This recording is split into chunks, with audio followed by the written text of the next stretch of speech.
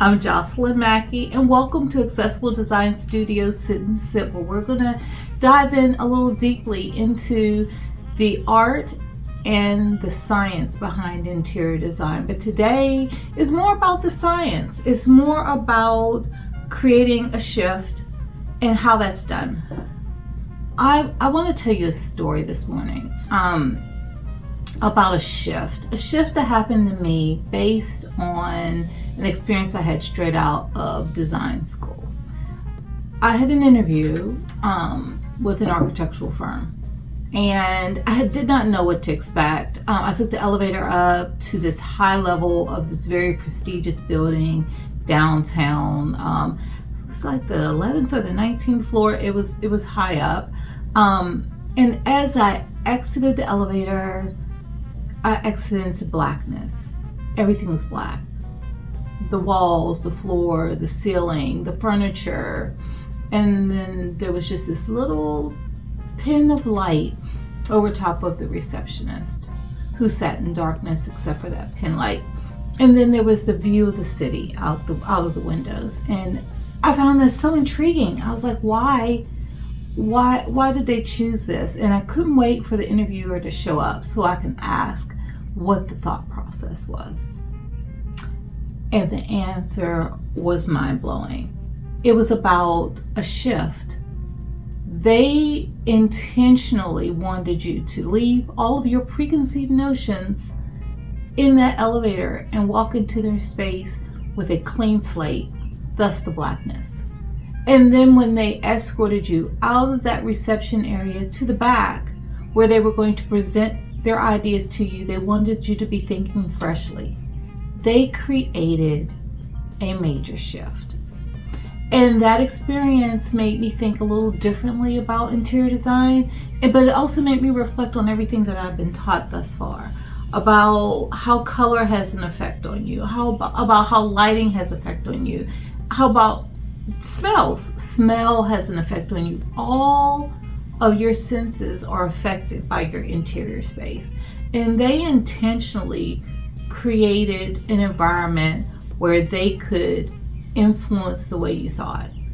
How amazing is that? And how amazing would that be for you in your business if you were able to maybe create a shift as soon as your clients and your employees walked into your space? It is done in such a way that is so meaningful and so impactful that it causes them to leave all of their stress and their burdens at the door and walk into the space that you've created for them. A space that's being influenced, where their emotions and their feelings are being directly affected. If you want your clients to not only love your service, but refer people, your space has to resonate with them.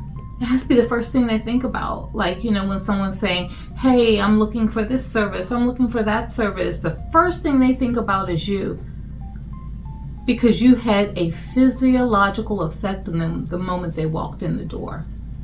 Or it could have the opposite effect, as in they walk in the door and they're so put off by the low vibration of the colors, of the textures, of the smells, of the light, that they actually don't even trust you.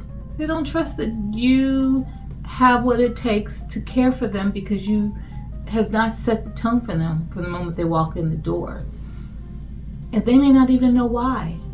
They may not know why. They just don't like it there.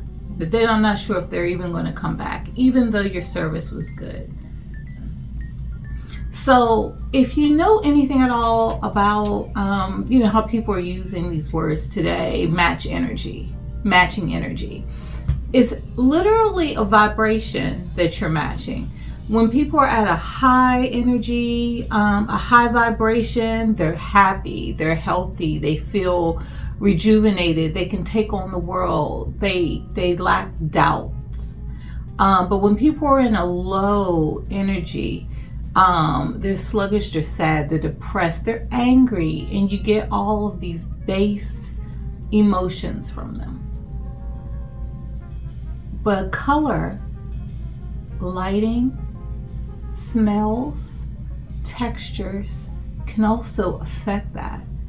And if it's done properly, color, lighting, and all those things that affect your senses can actually help you raise your vibration, raise your levels. You know, I told my daughters once upon a time, and they had, friends who spent a lot of time in the dark. Their bedrooms were dark. They did the little lava lamps, and they couldn't understand why these people always seemed to be depressed. Like they could never get out of this moodiness. And understanding just some basic things that happen when you're in the dark. It drops your emotions. It makes you depressed. And the closer you get to things that are found in nature, the colors of blue and green, the color of light that's clear, what we call about a 35,000 to a 4,000 K or Kelvin level, the color of light, it actually lifts your mood. Smells that are found in essential oils and roses, they actually have a vibration. They actually vibrate. And those vibrations, when they hit your senses, cause you to physically vibrate, and it lifts your mood. So let's look at colors for a minute. When we're looking at the colors that are high on the vibration chart, you go from purple down through the blues, greens, yellows, orange to red. Red being the more fiery and lower vibration color, and purple being on the opposite end.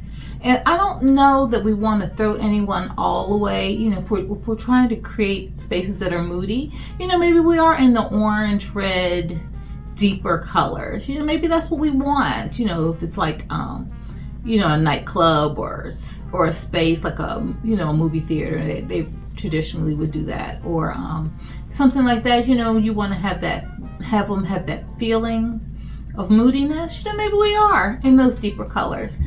But if you want to lift someone's spirits, you need to be at a higher vibration. You're trying to get them to a higher vibration. And, you know, maybe purple's not for everyone, but the colors that you can find when you open up your windows and look outside, that's God's plan.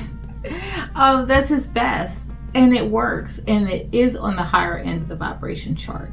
The blues, the greens, and that's really where, if you're trying to, be in the beauty and wellness field, you really need to take a look at that. It's not by chance that spas have things that are, they go with things that are neutral. So maybe we're not at the top end of the spectrum in purple, and we're not all the way down in the reds, but really somewhere in between is really where you should be if you're trying to make sure that you're raising people's energy and their vibration in your space. Another example is about 15 years ago or so, when I was fresh in school. We bought a new house, and it was when the colors of like red, those jewel tones, were prevalent, and the walls have red on them. And if you ask my kids, my husband is extremely passionate about everything. He speaks passionately about everything. He's just that way. And the color red on our walls was probably not the best color for him. It just kept him in the mode that when he came home, he was just so high energy. His energy was just high all the time. And I had to look at that. I began learning about color and how color affects you. And so I got rid of all of the heavy furniture that had all the heavy wood. I got rid of all of the red on the walls, and I ushered in nature. Literally, not in a way that's themey, but a lot of what you feel if you were on a beach: whites, blues, greens, linen, just those things that are breezy. And it literally changed him into what the kids started calling the Zen master. Chilled him out. And so yes, these things matter. Color matters.